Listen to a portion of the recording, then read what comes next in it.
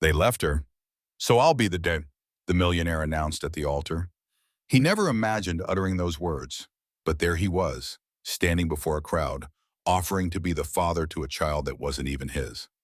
St. Michael's Chapel in Charleston, South Carolina, was packed on that sweltering July afternoon. White floral arrangements adorned every pew, and the sun streamed through the stained glass windows, casting golden pools on the stone floor. Marcela Ramirez stood at the altar. Her simple wedding dress barely concealed her 7-month baby bump. Her hands trembled as she clutched a small bouquet of daisies. The groom hadn't shown up. Ethan Sterling sat in the back pew just as he did every Sunday he came to the chapel. He was 32, had inherited his family's vast real estate fortune at 25 after his parents died in a boating accident, and had lived a solitary life in his Greenwich, Connecticut mansion ever since. Today, he was only there because it was his mother's death anniversary. He hadn't expected to walk into this scene. Whispers began to ripple through the guests. An older woman, who Ethan later learned was Aunt Betty, Marcella's aunt, rose and approached the bride. "Honey, I don't think he's coming," Aunt Betty said, her voice cracking. Marcella nodded slowly, her eyes dried despite the utter humiliation. She wasn't crying. Ethan saw that quiet strength, and it struck him. Marcella was 29. She worked as a housekeeper for wealthy families and had saved every penny for this small, humble wedding. Robbie Hayes, the baby's father, had promised they would be together, that he loved her, but Robbie wasn't here. "I'll have this baby alone," Marcella announced, turning to the few friends and relatives who had come. "And I'll give this child all the love I have." In that moment, Ethan stood up. He didn't plan it. He didn't think it through. He simply walked down the main aisle of the chapel, his footsteps echoing in the uncomfortable silence. All eyes turned to him. "Excuse me, babe," Ethan said, stopping beside Marcella. She looked at him, confused. He was tall, broad-shouldered, and wore a discreet but clearly custom-made suit. "My name is Ethan Sterling. I don't know you, ma'am, but I heard what you said, and I have a proposition." Marcella frowned. "What kind of proposition?" "Marry me today," Ethan said, his voice firm. "Not for love, but for convenience. You need someone to help with the baby. I need a family. I can offer stability, a home, everything the child will ever need. In exchange, I just ask you to let me be a part of that life." The silence that followed was absolute. Aunt Betty's eyes were wide as saucers. The other guests were speechless. Marcella stared at this unknown man, trying to decide if this was real or if she was having a breakdown. "Are you serious?" she asked. "Completely," Ethan replied. "I know it sounds crazy, but I'm tired of living alone in that big house, and you don't deserve to go through this by yourself. They left you, 7 months pregnant, at the altar. So I'll be the dad." Marcella's legs felt wobbly. Aunt Betty rushed forward. "Marcella, you don't know this man," she whispered. "I know," Marcella murmured back. Then she looked at Ethan. "Why would you do this for me?" Ethan took a deep breath. "My mother died alone, my father too. I learned that life is too short to waste opportunities to do something good. I'm not asking for your love. I'm asking for a chance to stop living like a ghost in my own life." Marcella squeezed the bouquet tightly. The baby moved inside her as if giving its opinion. She thought about going back to the small apartment she shared with Aunt Betty, raising her child with no support, working herself ragged just to give the baby the bare minimum.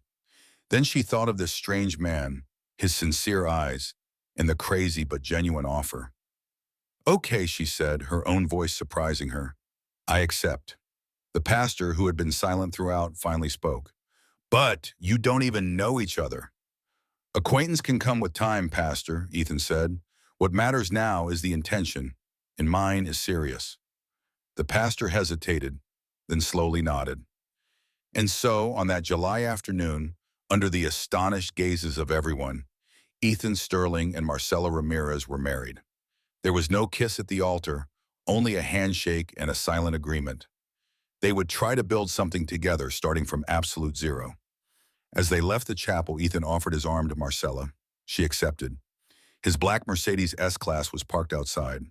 The chauffeur opened the rear door. "Where are we going?" Marcella asked, still processing what had just happened.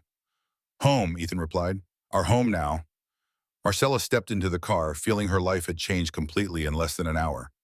As they drove through the crowded streets of Charleston, she wondered if she had made the bravest or the most reckless decision of her life. The mansion in Greenwich was grander than Marcella had ever imagined a house could be. When Ethan opened the electronic gate and the car swept up the driveway, Marcella had to catch her breath. A massive front lawn with mature oak trees and a winding stone path led to the front door. The two-story house was a white, elegant structure with large windows and wrought iron balconies. "You live here?" Marcella asked, still in disbelief. "We live here now," Ethan corrected, getting out of the car and opening her door. "And please, call me Ethan. We're married, however unconventionally." Marcella carefully stepped out, adjusting her wedding dress, which suddenly felt ridiculous in this setting. A middle-aged woman appeared at the door, her salt and pepper hair pulled back in a neat bun, wearing a crisp blue apron. "Mr. Sterling, you're back from the service early," the woman said, stopping short when she saw Marcella. "Ah, Mrs. Davis, this is Marcella," Ethan introduced. "My wife will be living here with us from today." Mrs. Davis blinked a few times, clearly shocked, but quickly composed herself. "How wonderful. Welcome, Mrs. Sterling," she said with a genuine smile. "I'm Mrs. Davis. I've looked after this house for 15 years. "Thank you," Marcella replied, feeling strange being called Mrs. She herself was a domestic worker. She knew what it was like to be on the other side. Ethan led Marcella inside. The interior was even more impressive. Marble floors, a carved wooden staircase, crystal chandeliers, everything immaculate and organized, yet oddly lifeless, with no photos or personal touches to indicate someone truly lived there. "I'll show you to your room," Ethan said, heading up the stairs. "My room?" Marcella repeated. "Yes, separate bedrooms," Ethan explained, looking over his shoulder. "I said this was for convenience, remember? I won't pressure you in any way. Everyone has their space." Marcella felt an unexpected wave of relief. She followed him up, her hand resting on her belly. The baby was quiet now, probably asleep after the day's turmoil. Ethan opened a door on the second floor.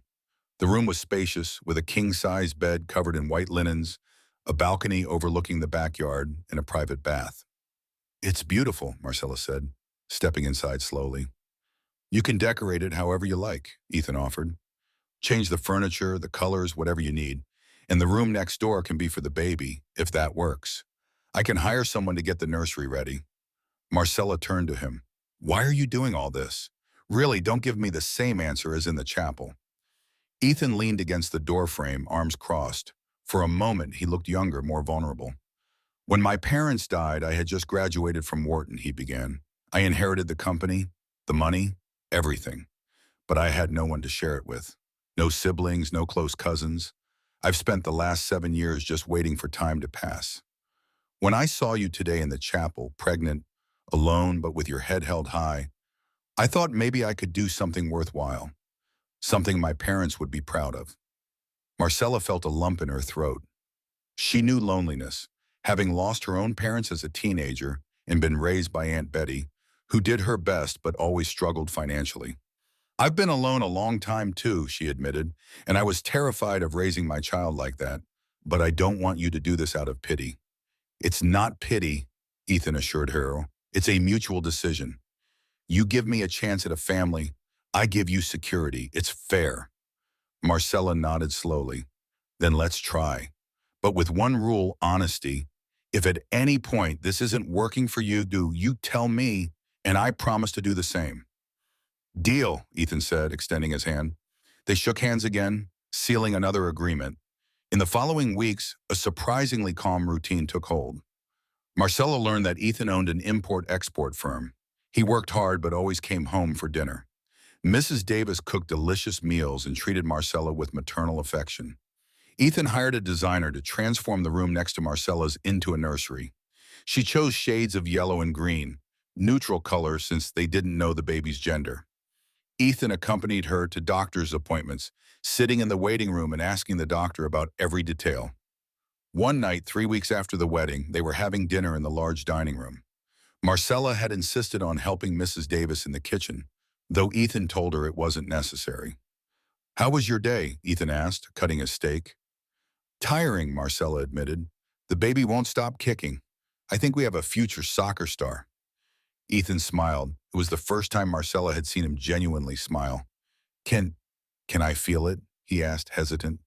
Marcella was surprised but nodded. Ethan got up, walked over to her, and carefully placed his hand on her belly, over her dress. At that moment, the baby gave a strong kick. Ethan's eyes widened. Was that him or her? Marcella laughed. We still don't know, remember? Right, Ethan said, but he didn't immediately remove his hand. It's incredible. A life in there. It is, Marcella agreed. And for the first time since Robbie left her, she felt that maybe things could turn out right. That night, before sleeping, Marcella looked out her window at the moonlit garden. She thought about how unpredictable life was. A month ago, she was in love with Robbie, planning a simple, happy life. Now she was married to a millionaire she barely knew, living in a mansion, expecting a baby who would have everything she never did.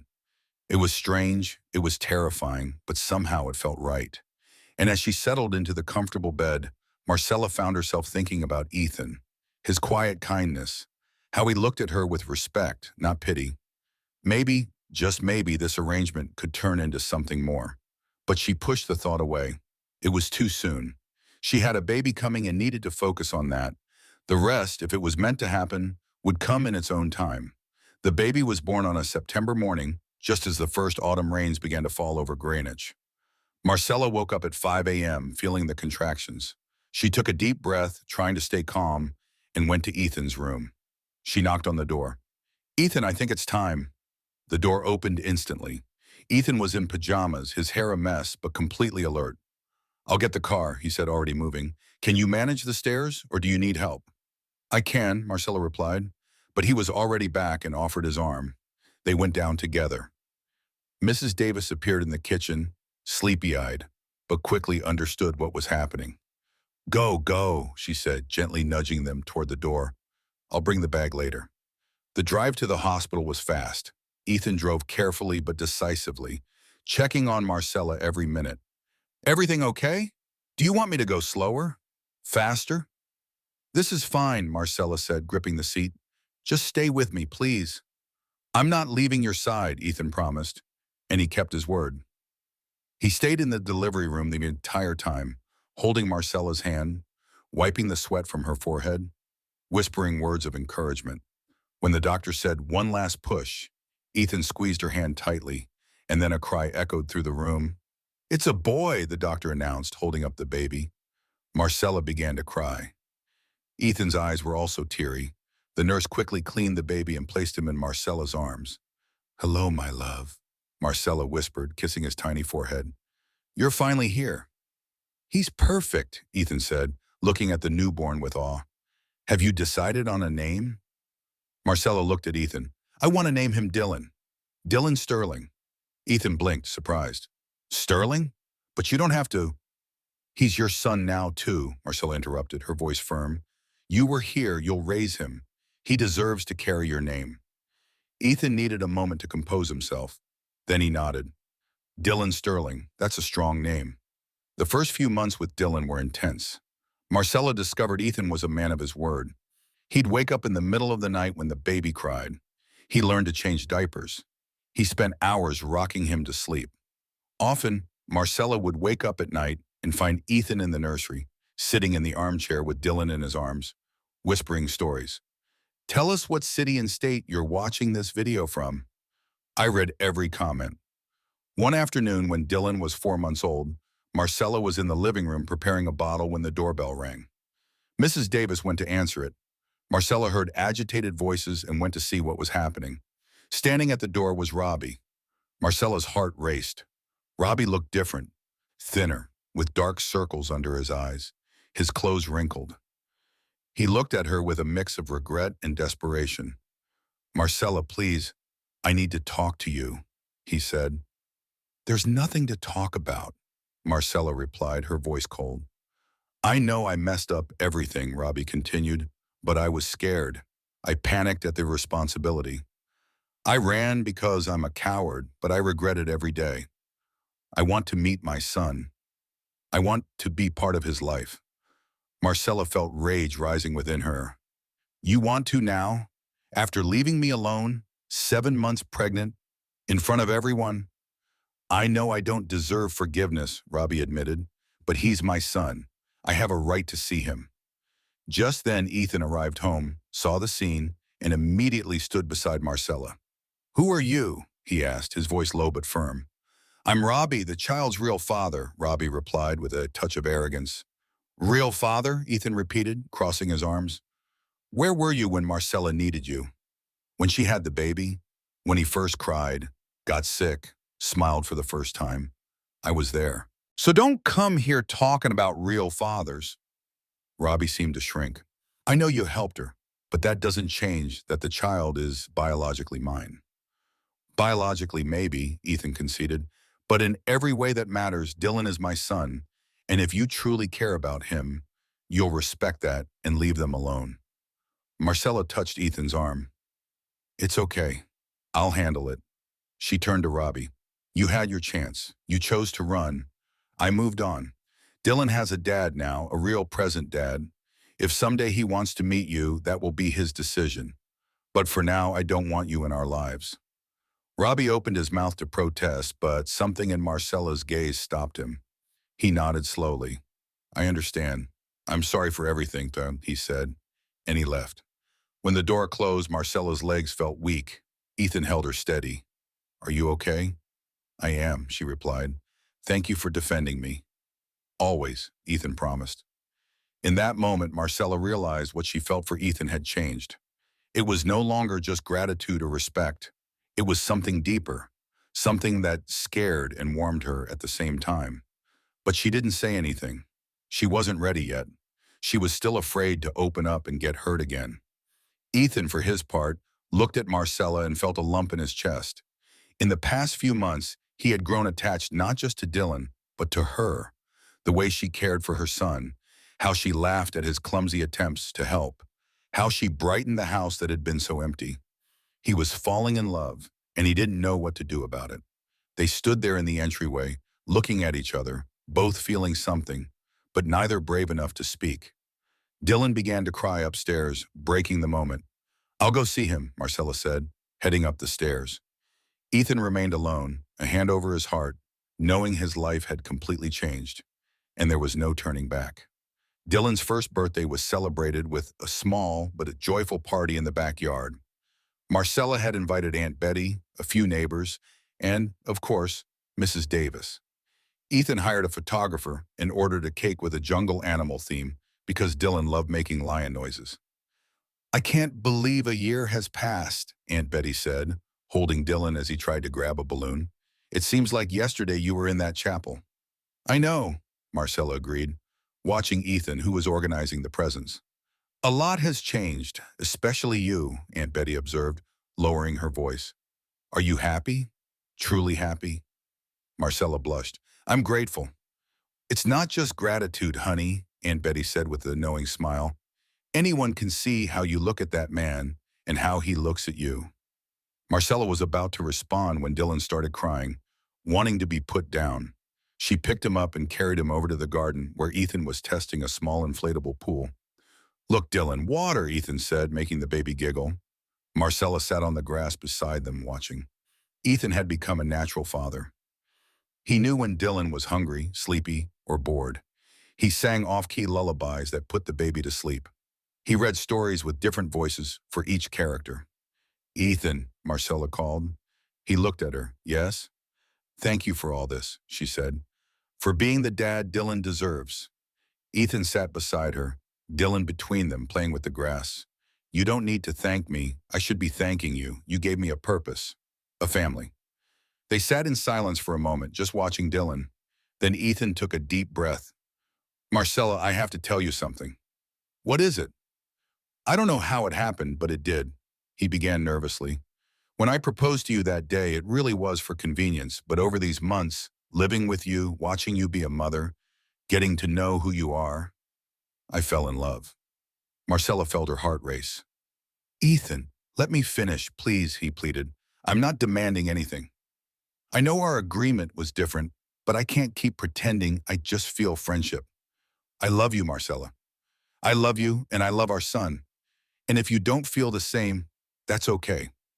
I'll still be here. I'll still be Dylan's dad. But I needed to be honest as we promised. Tears filled Marcella's eyes. I love you too, she whispered. I was afraid to admit it, afraid of getting hurt again. But it's true. You made me believe in family again, in true love. Ethan took her face in both his hands and kissed her. It was a tender kiss, full of promise. Dylan clapped as if approving, making both of them laugh. So we don't need separate rooms anymore? Ethan asked, smiling. I don't think so, Marcella replied, resting her forehead against his. But the happiness was interrupted 2 weeks later. Marcella was in the kitchen helping Mrs. Davis prepare lunch when Ethan's phone rang. She heard his tense voice in the living room. What? When did this happen? I'm coming right now. Ethan walked into the kitchen, his face pale. I have to go to the hospital. Robbie was in a bad car accident. He's critical. Marcella was in shock. Why did they call you? I don't know, but they say he's asking to speak to me and to you. Marcella didn't want to go, not after everything. But something in Ethan's voice made her nod. They left Dylan with Mrs. Davis and went to the hospital. Robbie was in the ICU, connected to several tubes. He was conscious but clearly weak. When he saw Marcella and Ethan, he motioned for them to approach. Thank you for coming, he said, his voice hoarse. What do you want, Robbie? Marcella asked, keeping her distance. To say I'm sorry, he replied. Truly this time. I messed everything up. I was cowardly, selfish. You deserve better. And from what I see, you found it. He looked at Ethan. You're a real man. You did what I should have done. Dylan is lucky to have you as a father. Ethan didn't say anything, just nodded. I don't know how much time I have left, Robbie continued. The doctors say the injuries are severe. But before I go, I needed to say I'm sorry, and you have my blessing. Take care of my son. Make him happy. Marcelle felt tears running down her cheeks, not because she still loved Robbie, but because she saw a broken, repentant man facing the consequences of his decisions. I forgive you, she said, surprising herself. Not for what you did to me, but because holding on to resentment won't change anything. I hope you recover and find peace. Robbie smiled faintly. Thank you. They left the hospital in silence. Marcella finally spoke in the car. Do you think I did the right thing, forgiving him? I think you did what was right for you, Ethan replied, and that's what matters. Forgiveness isn't for the one who wronged you, it's for the one who was hurt. It frees you from the weight. Marcella took his hand. How did you get so wise? I have a good teacher, Ethan said, kissing her hand. They returned home where Dylan was waiting with his toothless smile, his arms outstretched. Marcella picked him up and held him tight. Mommy and Daddy love you, she whispered. We love you very much, Ethan agreed, embracing them both. And in that moment, Marcella understood that family wasn't just about blood. It was about choice.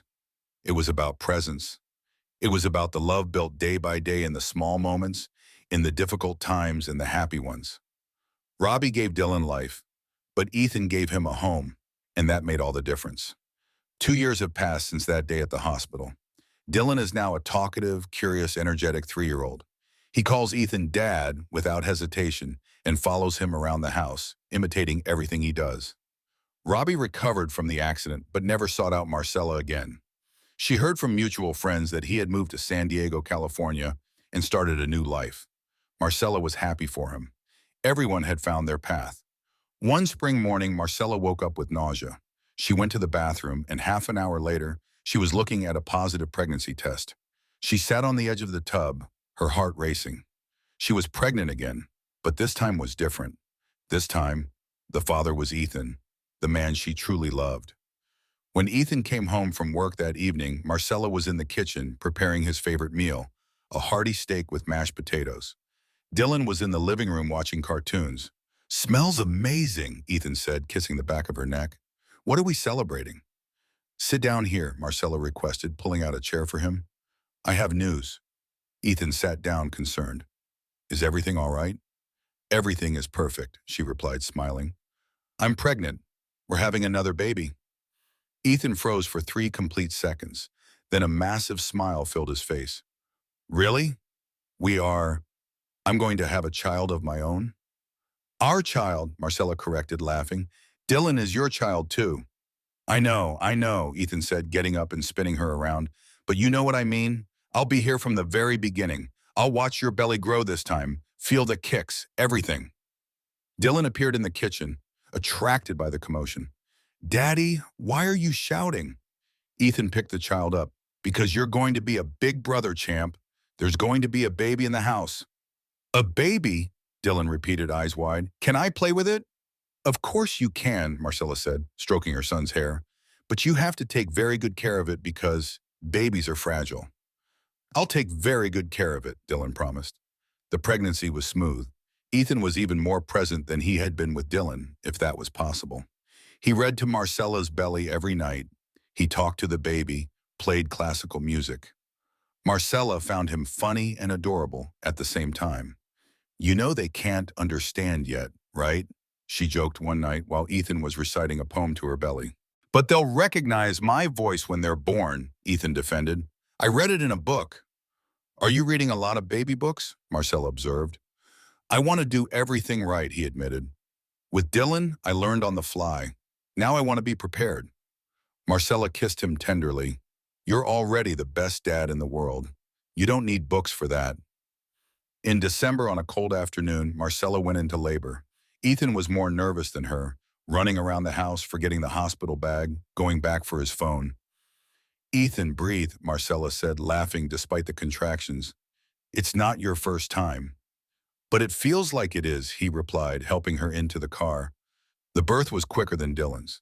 In a few hours, a small, perfect girl was born, with Ethan's clear eyes and Marcella's nose. She's beautiful, Ethan whispered, tears streaming down his face. Just like you, and probably as stubborn. I bet, Marcella joked, exhausted but happy. What are we going to call her?